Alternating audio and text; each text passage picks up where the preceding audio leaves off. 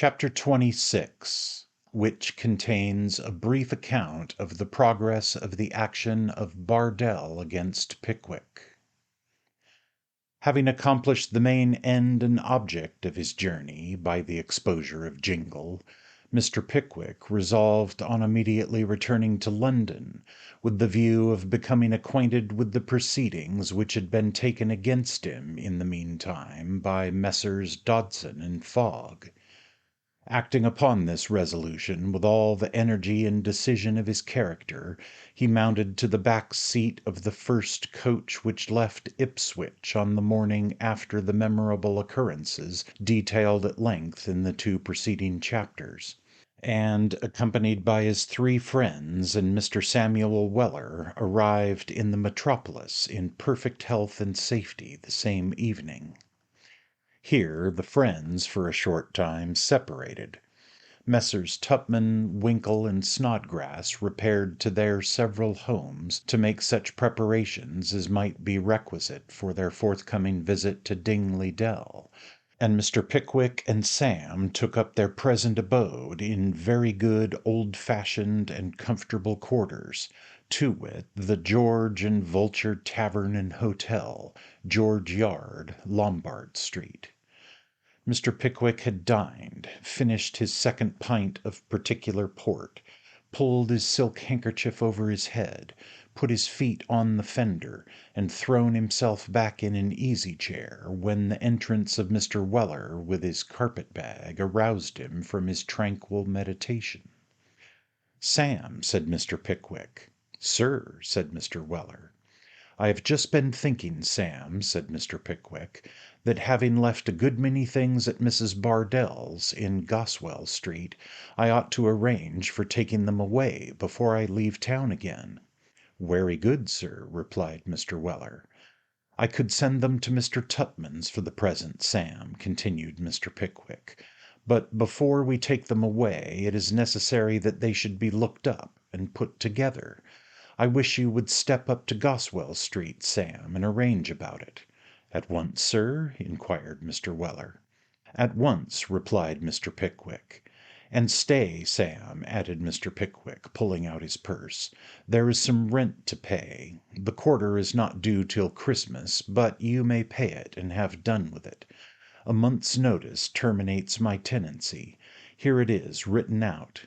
Give it, and tell Mrs. Bardell she may put a bill up as soon as she likes."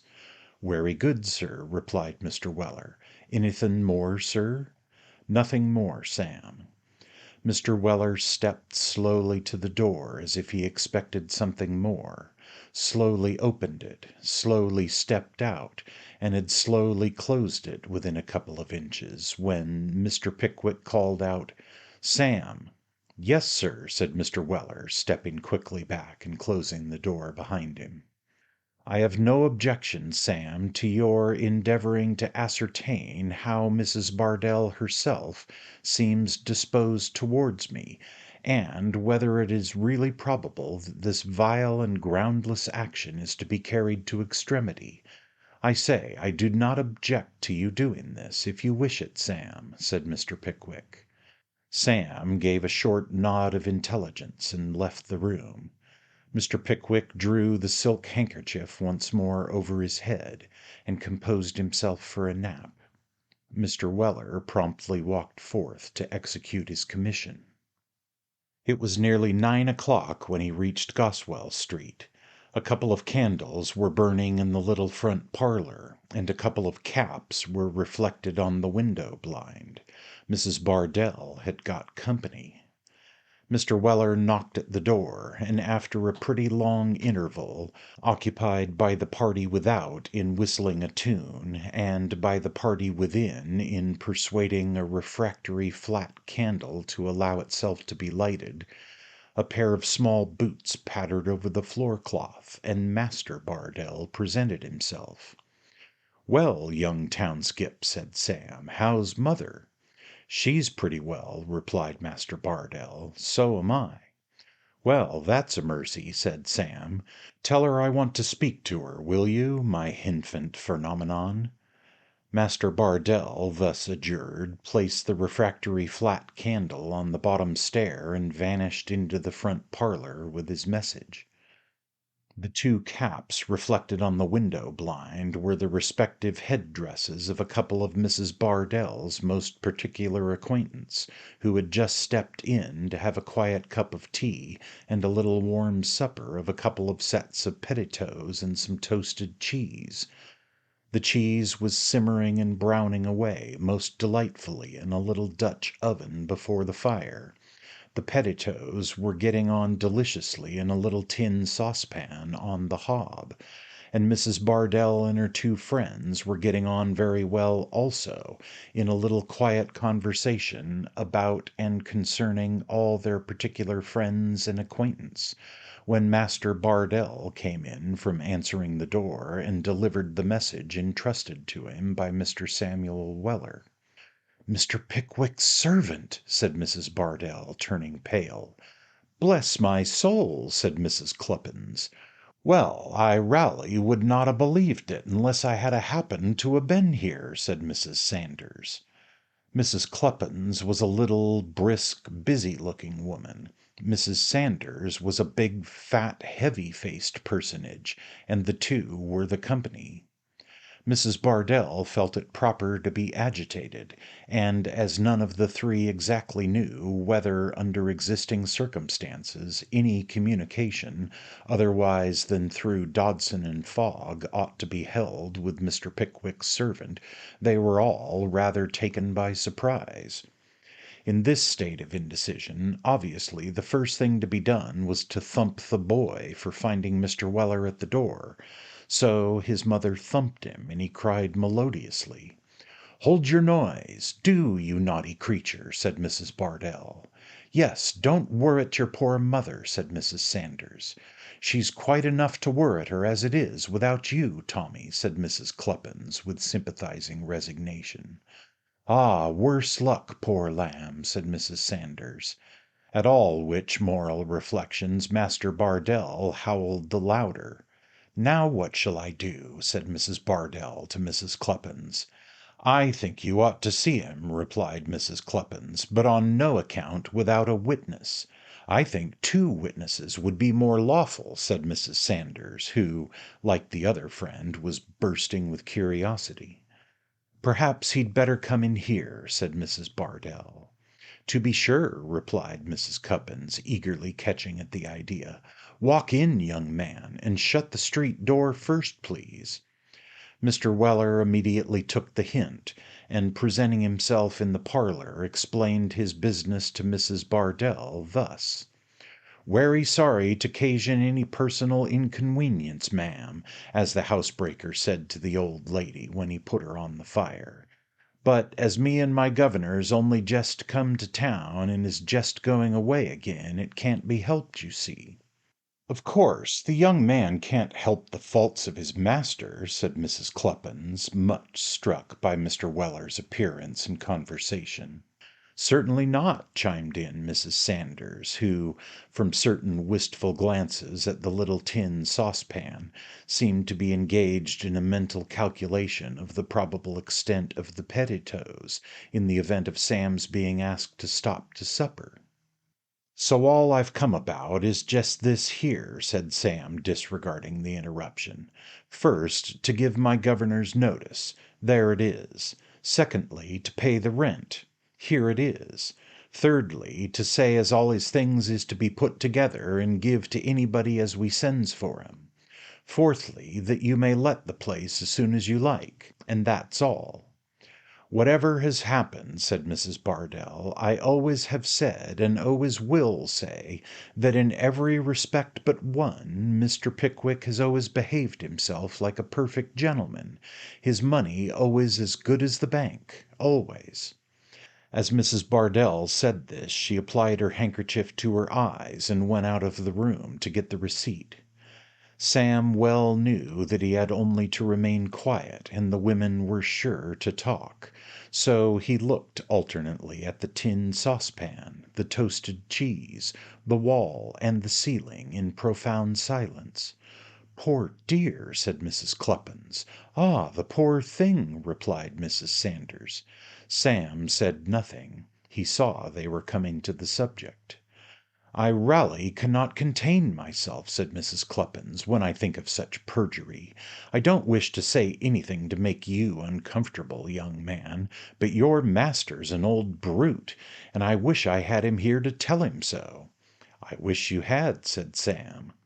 "To see how dreadful she takes on, going moping about, and taking no pleasure in nothing, except when her friends comes in, out of charity, to sit with her and make her comfortable," resumed Mrs. Cluppins, glancing at the tin saucepan and the Dutch oven. "It's shocking." "Barbarous," said Mrs. Sanders. "And your master, young man, a gentleman with money as could never feel the expense of a wife, no more than nothing," continued Mrs. Cluppins with great volubility. "Why, there ain't the faintest shade of an excuse for his behaviour. Why don't he marry her?" "Ah," said Sam, "to be sure, that's the question." "Question, indeed!" retorted Mrs. Cluppins. "She'd question him if she'd my spirit. Hows'ever, there is law for us women, miserable creatures as they'd make us if they could, and that your master will find out, young man, to his cost afore he's 6 months older." At this consolatory reflection Mrs. Cluppins bridled up and smiled at Mrs. Sanders, who smiled back again. The action's going on, and no mistake, thought Sam, as Mrs. Bardell re-entered with the receipt. "Here's the receipt, Mr. Weller," said Mrs. Bardell, "and here's the change, and I hope you'll take a little drop of something to keep the cold out, if it's only for old acquaintance sake, Mr. Weller." Sam saw the advantage he should gain, and at once acquiesced, whereupon Mrs. Bardell produced from a small closet a black bottle and a wine glass, and so great was her abstraction in her deep mental affliction that, after filling Mr. Weller's glass, she brought out 3 more wine glasses and filled them too. "Lawk, Mrs. Bardell," said Mrs. Cluppins, "see what you've been and done." "Well, that is a good one," ejaculated Mrs. Sanders.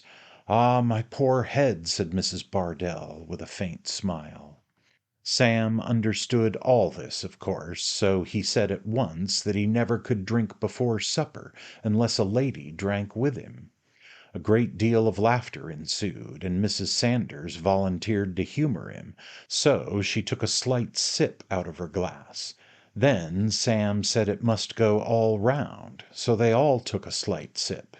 Then little Mrs. Cluppins proposed as a toast, "Success to Bardell agin Pickwick," and then the ladies emptied their glasses in honour of the sentiment and got very talkative directly. "I suppose you've heard what's going forward, Mr. Weller," said Mrs. Bardell. "I heerd something on it," replied Sam. "It's a terrible thing to be dragged before the public in that way, Mr. Weller," said Mrs. Bardell. "But I see now that it's the only thing I ought to do, and my lawyers, Mr. Dodson and Fogg, tell me that, with the evidence as we shall call, we must succeed. I don't know what I should do, Mr. Weller, if I didn't." The mere idea of Mrs. Bardell's failing in her action affected Mrs. Sanders so deeply that she was under the necessity of refilling and re-emptying her glass immediately, feeling, as she said afterwards, that if she hadn't had the presence of mind to do so, she must have dropped. "Ven is it expected to come on?" inquired Sam. "Either in February or March," replied Mrs. Bardell. "What a number of witnesses there'll be, won't there?" said Mrs. Cluppins. "Ah, won't there?" replied Mrs. Sanders. "And won't Mr. Dodson and Fogg be wild if the plaintiff shouldn't get it," added Mrs. Cluppins, "when they do it all on speculation?" "Ah, won't they?" said Mrs. Sanders. "But the plaintiff must get it," resumed Mrs. Cluppins. "I hope so," said Mrs. Bardell. "Oh, there can't be any doubt about it," rejoined Mrs. Sanders. "Vell," said Sam, rising and setting down his glass, "all I can say is that I vish you may get it." "Thank ye, Mr. Weller," said Mrs. Bardell fervently. "and o' them Dodson and Foggs as does these sorts of things on spec," continued Mr. Weller, "as vell as for the other kind and generous people of the same profession as sets people by the ears, free, gratis for nothing, and sets their clerks to work to find out little disputes among their neighbors and acquaintances as vants settling by means of lawsuits, all I can say of them is, that I wish they had the reward I'd give 'em." "Ah, I wish they had the reward that every kind and generous heart would be inclined to bestow upon them," said the gratified Mrs. Bardell. "Amen to that," replied Sam, "and a fat and happy living they'd get out of it. Wish you good night, ladies."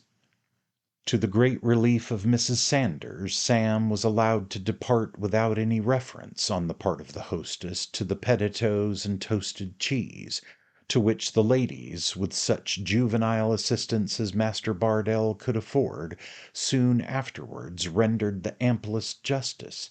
Indeed, they wholly vanished before their strenuous exertions. Mr. Weller wended his way back to the George and Vulture, and faithfully recounted to his master such indications of the sharp practice of Dodson and Fogg as he had contrived to pick up in his visit to Mrs. Bardell's. An interview with Mr. Perker next day more than confirmed Mr. Weller's statement, and Mr. Pickwick was fain to prepare for his Christmas visit to Dingley Dell, with the pleasant anticipation that some 2 or 3 months afterwards an action brought against him for damages sustained by reason of a breach of promise of marriage would be publicly tried in the Court of Common Pleas, the plaintiff having all the advantages derivable, not only from the force of circumstances, but from the sharp practice of Dodson and Fogg to boot.